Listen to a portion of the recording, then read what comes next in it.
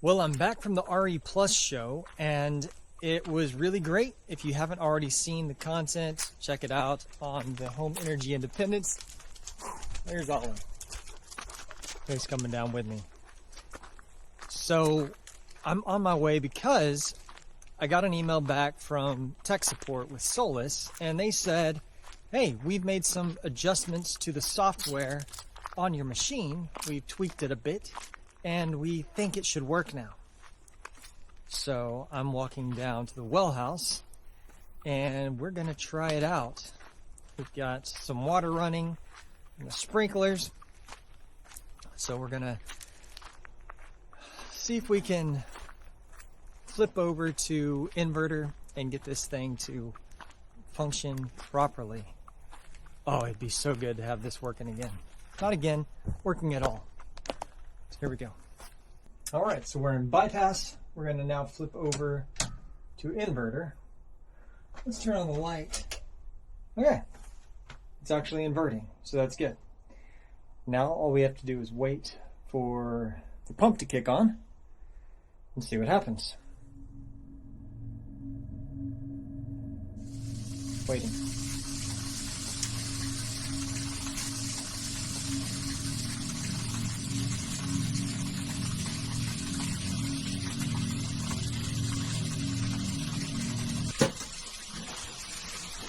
What?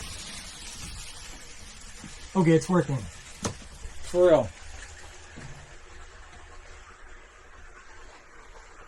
It's doing it. It is doing it. Now it hasn't updated here yet.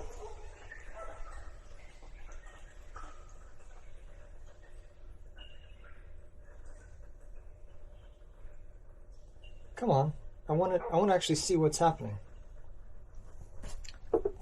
Okay. Okay, let me log in. Device overview. Services. I should have done local debugging here. Settings. I don't know what to say. Like, I want to know what they changed in here because it ran it like a champ. You didn't hear the inverter kick on at all. We're going to do a couple more tests. I am logged in now. It took me forever to find my login credentials. But I'm logged in. So for some reason you can see here we've got 157 watts coming from grid to power the inverter. I don't know why that would not be coming from the batteries. That seems to be, I don't know, not that cool. So we're going to try a couple different things. One is I want to see what the actual power is that's going to be fed from the inverters into the well. The other thing is I'm going to turn off the grid. Now hopefully this doesn't destroy things. It should be just fine. So we're going to go down here. Okay, you see it flickered for a second, but we're still good. I'm checking to see if the Wi-Fi even turned off. It seems to still be on. Okay. However, it still shows that I'm, oh, no. Okay, now here we go. Now we're pulling 204 watts from the battery. The standby consumption seems to be really high on this thing. I will say that.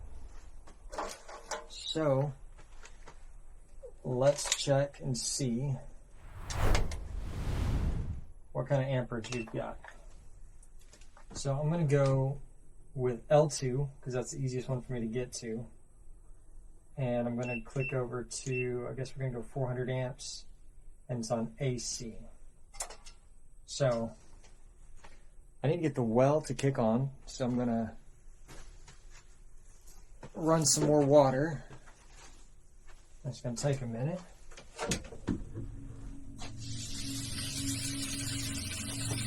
Hopefully it'll go fairly quick. I'm going to do a min-max.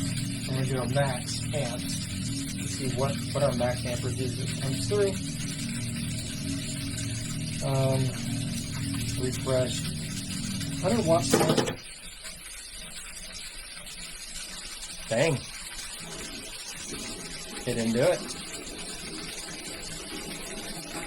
That stinks.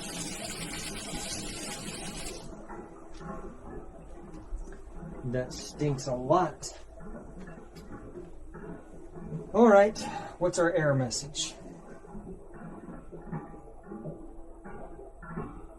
Inverter is off. Okay, but what's our alarm? Emergency alarm.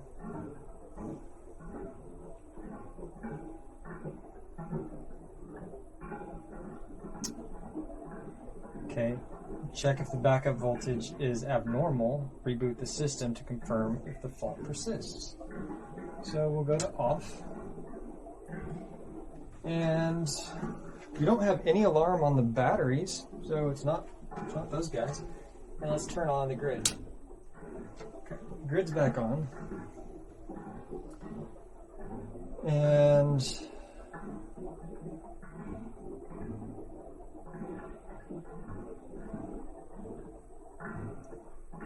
let's see. I guess I'm going to go back to inverter.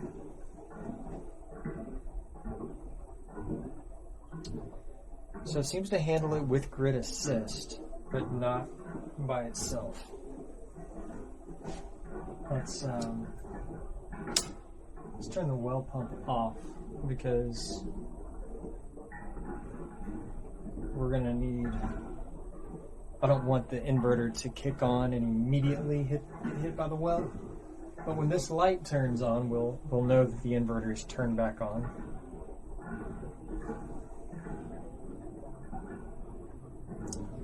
This takes like 5 minutes though. Oh, and look, our max amperage was 48.7. 48.7. That should not be too much.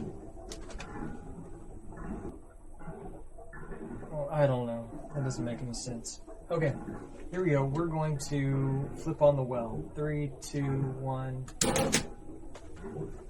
Dang it! Now we're going to flip to bypass. Alright, that's 48.7. I'm going to flip back over here.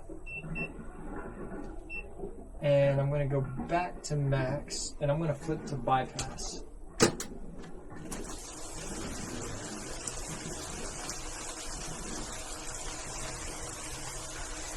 .46 amps.